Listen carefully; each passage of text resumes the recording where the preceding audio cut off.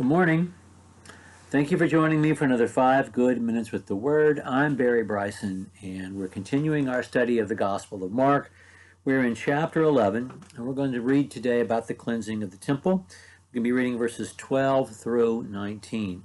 Yesterday, Jesus made his triumphal entry into Jerusalem, leading a crowd, riding on a donkey, stage managing really everything that's happening. Making clear that he's claiming to be the Messiah. The people understand that he's claiming to be the Messiah and a king, and that he's about to change everything. Every symbol that was used in that event communicated all this. But then when he got there, the head of this crowd of thousands of people, he looked around and he went back to Bethany where he was going to stay. And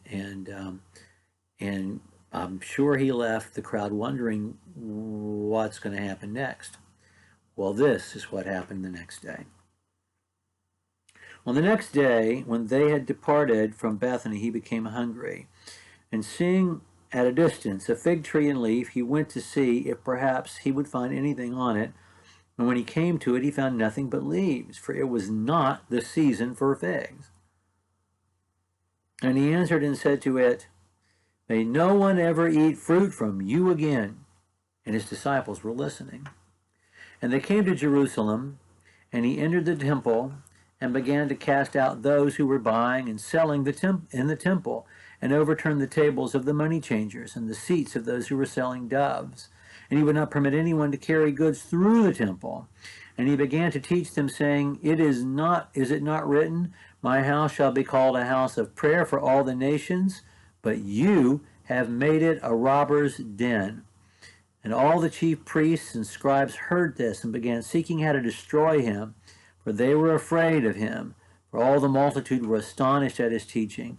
And whenever evening came, they would go out of the city. Now, we're not going to talk about the fig tree till next time. The whole issue with the fig tree, the episode with the fig tree, takes place over the course of 2 mornings, and it brackets the cleansing of the temple. We'll talk about the fig tree next time. But today we want to talk about the cleansing of the temple, particularly verses 15 through 18. So he comes to Jerusalem, he enters the temple, and he starts throwing out. It's quite an amazing thing, in some ways a violent thing, not a personally violent thing. We're told in the other synoptic gospels that even in John, that he takes rope and makes a scourge. And he has to, so he can drive the animals out. Now, John puts the cleansing of the temple at the beginning of the ministry of Jesus, and the 3 synoptic gospels put it at the end of the ministry of Jesus. And over the years, people have tried to reconcile this by saying there were 2 cleansings. Maybe. Or maybe John just rearranged the telling of his tale, which historians do. And if you don't think historians still do that, read Team of Rivals, and you're going to be going back and forth in time. It's just something historians do now and have always done. So it's not an issue. Anyway, let me tell you what's happening. And let me preface this by saying what's happening, Jesus has watched happen his whole life. We know from Luke chapter 2 that every year the family went to Jerusalem to observe the Passover. And every year at the Passover, Jesus saw his father and mother go through the same routine. It was a lot of queuing up, a lot of standing in line, and a lot of bureaucracy, because you had to make your offering. And if you had a certain level of income, you could offer, but you had to make your offering. And your offering had to be without spot or blemish. And if you were coming from a long ways and you had an animal that was without spot or blemish, but you have driven it 50 miles, 70 miles, 120 miles, would it be flawless by the time you got there? Maybe not. And so the best thing for someone to do who's traveling distances would be to purchase an animal for sale to sacrifice. And so there were the people there selling animals, selling doves, selling the cattle for the Passover sacrifice.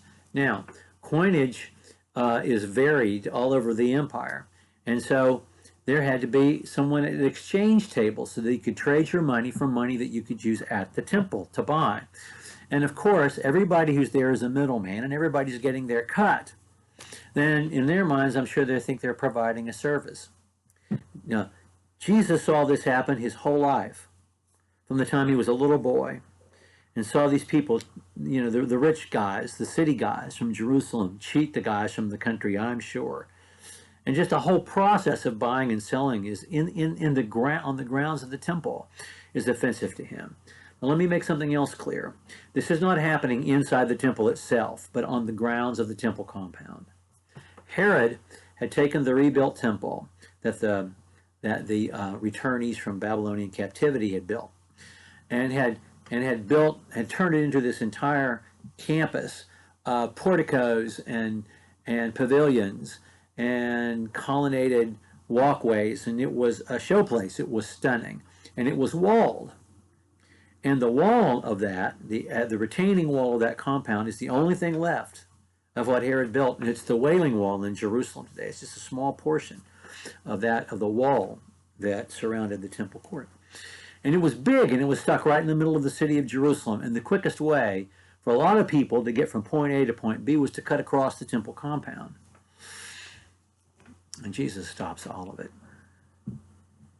And he causes a stampede in a crowd.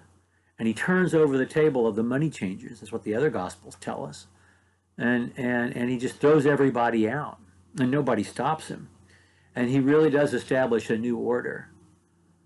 And even though this is just the temple compound, Jesus says, you're ruining this holy moment. This is about praising God, and you've made it about commerce. Get out. And he kicks them all out. And the powers that be, and the people who made most money off the concessions, the chief priests for whom the temple was their turf, they now know, we got to get rid of this guy. We can't permit him to persist in these teachings. But the people are loving it. They're loving every minute of it. Okay, we'll talk more about the fig tree next time. Thank you so much for joining us for another 5 Good Minutes.